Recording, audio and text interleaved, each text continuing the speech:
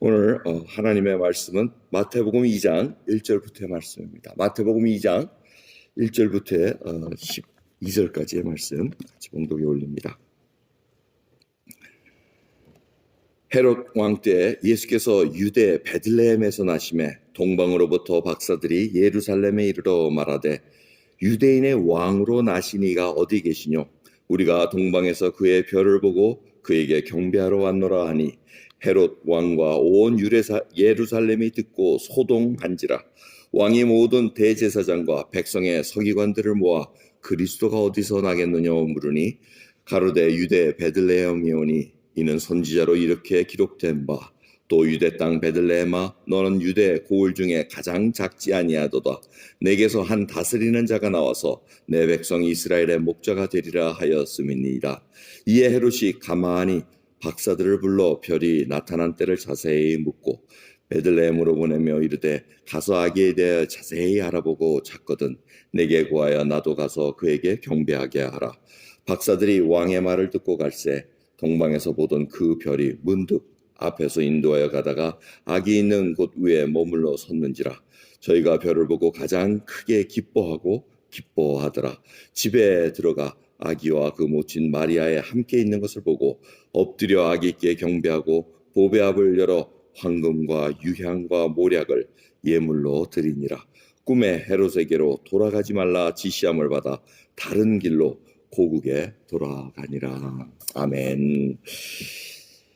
동방에서 별을 연구하던 자들이 이제 그 기이한 별을 보고 이제 예루살렘까지 옵니다. 근데 이들이 유대인의 왕으로 난 자가 어디 계시냐 하고 이렇게 찾습니다. 그러니까 유대인 땅의 수도 예루살렘 궁전에 분명히 이 왕이 태어난 것으로 알고 그들이 별을 보고 왔다가 이제 예루살렘 궁전으로 가는 걸로 우리가 추측할 수가 있습니다. 예수님께서 태어나신 후에 거의 시간이 많이래 봐야 한 달 내라고 이렇게 볼 수 있을 것 같습니다. 이라크나 이란이나 저쪽 심지어 인도에서까지 이들이 온 게 아닌가 이렇게 추측하기도 합니다. 하여튼 그 오랜 세월 동안 별을 보고 왔다가 지금 이렇게 헤롯 왕에게 물어보는 겁니다. 근데 보십시오. 말씀을 보면은 3절입니다.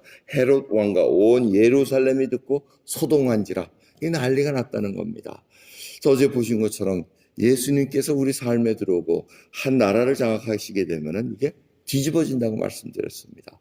소문만 듣고 이게 소동이 난 것을 볼 수가 있습니다. 이게 지금 메시아가 태어났다는데 도대체 이게 어떻게 된 일이라고 알아봅니다.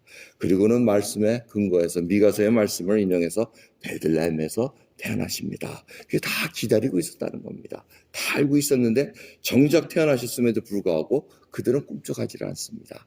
그래서 헤롯 왕이 아주 박사들을 불러가지고 7절에 있는 말씀 가만히 박사들을 불렀다고 합니다. 이 가만히라는 단어가 2번 딱 사용합니다. 근데 마태가 이렇게 사용을 했는데 처음에는 요셉이 가만히 끊고자 했습니다. 마리아와의 관계를 가만히 끊고자 했고 그 다음에 오늘은 헤롯이 박사들을 가만히 불러서 이렇게 합니다. 이 가만히라는 거 그리고 오늘 경배라는 거 헤롯 왕이 박사에게서 가만히 물으면서 야 찾으면 나에게 알려줘서 나도 경배하게 해달라 이렇게 얘기합니다. 자 같은 단어입니다. 가만히 경배. 근데 어떻게 쓰는 거에 따라서 의도와 동기가 무엇이냐에 따라서 결과는 완연하게 틀립니다. 요셉은 의로운 사람이라서 가만히 끊고자 하는 것은 마리아를 죽이기 위함이 아니고 마리아를 살리기 위함이었습니다. 같은 가만히 있음에도 불구하고 동기가 어떻게 됐냐에 따라서 이 결과를 우리가 예측할 수가 있다는 것입니다. 헤롯은 가만히 부른 이유는 숨겨가지고 몰래 이 메시아로 태어난 이 아기를 죽일 계획을 갖고 있었던 것을 볼 수가 있습니다. 또 경배라는 단어도 마찬가지입니다. 똑같이 경배라는 단어를 쓰는데 이 박사들은 먼 길을 와서 진정으로 마음으로 우러나서 하나님께 경배드리기를 원했습니다. 근데 헤롯은 같은 경배라는 단어를 쓰는데 그것은 그냥 치장이었습니다. 전혀 마음과 전혀 자기의 뜻은 상관없이 자기의 정적을 죽이고자 하는 그 의도밖에는 없었습니다. 그래서 단어를 그냥 사용하는 것뿐입니다. 이 말씀을 가지고 저희들이 한번 생각해 봐야 됩니다. 매년 맞이하는 성탄절입니다. 그리고 저희들이 주님께서 언제 다시 오시는가 그걸 항상 준비하는 그러한 과정 속에 있습니다. 저희들이 예배드리고 경배드리고 하나님 앞에 찬양을 드리지만 우리의 숨은 의도가 어디에 있느냐에 따라서 결과는 완연하게 틀립니다. 그렇기 때문에 하나님께서는 우리의 심령을 감찰하시고 동기도 감찰하시고 우리의 뜻을 아시는 분이시기에 하나님께서는 그 모든 것들이 하나님의 계획 속에 있다고 저희에게 알려주십니다. 저희들이 판단할 일이 아니라고 말씀하십니다. 하나님께서는 모든 것은 다 하나님께서 해결해 주실 것을 저희들에게 약속하셨기에 저희들은 믿음 가지고 걸어갑니다. 속을지라도 하나님 앞에 나가야 됩니다. 하나님 앞에 모든 것을 내려놓고 우리의 마음을 토로하는 귀한 심령들이 있기를 소원합니다. 이번에 이경우 선교사님이 또 이렇게 라오스와 베트남을 쭉 다니면서 자기의 소감을 이렇게 또 보냅니다. 그러면서 이 베트남을 벌써 20년, 30년 가까이 있으면서 변화되는 모습을 쭉 보고 있었습니다. 그런데 베트남이 얼마나 잘 살고 있습니까? 근데 얻은 결론은 참 물질로 복이 됐는데 이제 목회자들, 그 베트남에 있는 교인들, 이런 목회자들이 지금 옛날과 같은 열성이 많이 줄었다는 그러한 종합적인 얘기라는 겁니다. 헌신자가 나오질 않고 이제는 향락에 빠지고 물질의 그 풍요로움 속에 서서히 빠져나가는 것을 보면서 주님을 진정으로 경배드리고 정말 주님을 사랑하는 그 믿음의 고백자들이 점점 줄어들고 있다는 것을 안타까워하는 그런 모습으로 저에게 이렇게 글을 보내왔습니다. 사실 그렇습니다. 여러분들 우리 믿음을 한번 보십시오. 어려울 때는 정말 믿음이 순전해지고 하나님을 붙잡고 쓰러지지 않으려 그러나 조금 하나님께서 이렇게 편안하게 좀 복도 주시고 편안하게 우리에게 좀 이렇게 허락하셨을 때는 금방 해이집니다. 물질이 좀 생기면은 그게 마치 자기가 이루어진 것처럼 하나님의 이미 우리 마음속에 멀리 떨어진 것을 우리가 경험하지 않습니까? 그러기에 저희들이 정말 내 몸을 복종한다 그럽니다. 정말 내 마음속에 혹이 숨은 동기는 있지 않은가? 하나님 보시기에 거룩하지 않은 동기가 있다면 주님 그거 다 태워주시고 순전한 믿음으로 살아가게 해주십시오. 이런 고백이 저희들에 나옵니다. 그러면서 동방 박사들이 어떻게 합니까? 이 황금, 유황과 모략을 먼 곳에서 가져온 거 그걸 아기 예수께 다 열려드립니다.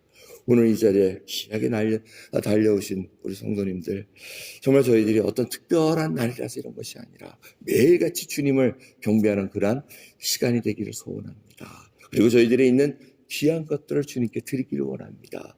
나의 황금은 무엇입니까? 내가 주님 앞 장사를 위해서 이 모략을 준비하는 그러한 열정이 저희들에게는 있습니까? 정말 주님 앞에 모든 것을 드릴 수 있는 내 신앙을 이제까지 인도해 주신 주님, 그리고 앞으로도 지켜주시고 인도하실 주님을 참으로 경배하고 그 주님의 붙들림 받아서 내 생명이 다할 때까지 주를 찬양하고 주님을 사랑하고 주를 경배할 수 있는 그런 믿음의 길로 인도해 달라는 귀한 고백을 통해서 오늘 저희들이 세상의 날로 정한 이 성탄절, 주님이 오신 이 날을 기리며 정말 하나님이 이제 다시 오실 것을 바라보며 승리하는 저와 여러분 되기를 간절히 예수 그리스도의 이름으로 축원합니다.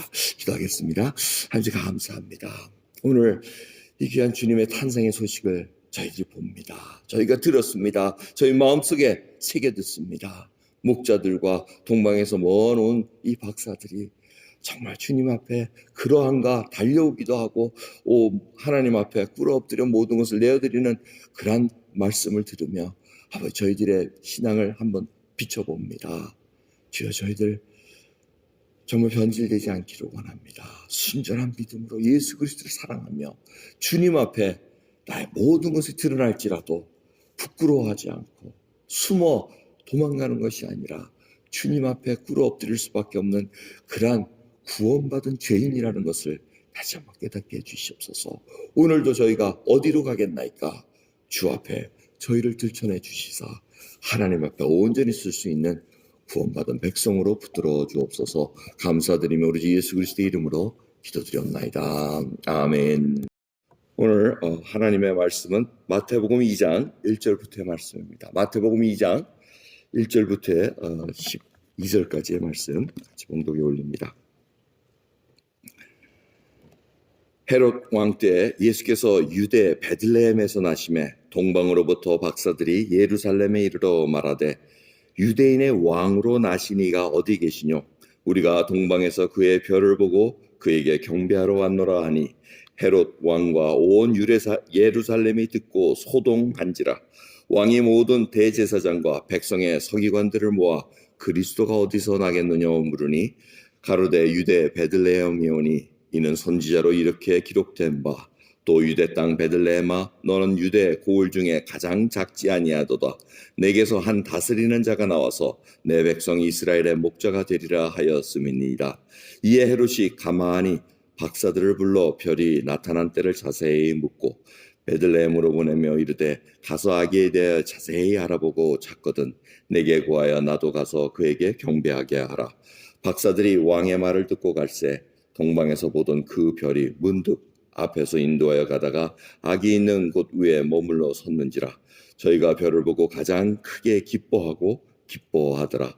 집에 들어가 아기와 그 모친 마리아에 함께 있는 것을 보고 엎드려 아기께 경배하고 보배압을 열어 황금과 유향과 모략을 예물로 드리니라. 꿈에 헤롯에게로 돌아가지 말라 지시함을 받아 다른 길로 고국에 돌아가니라. 아멘.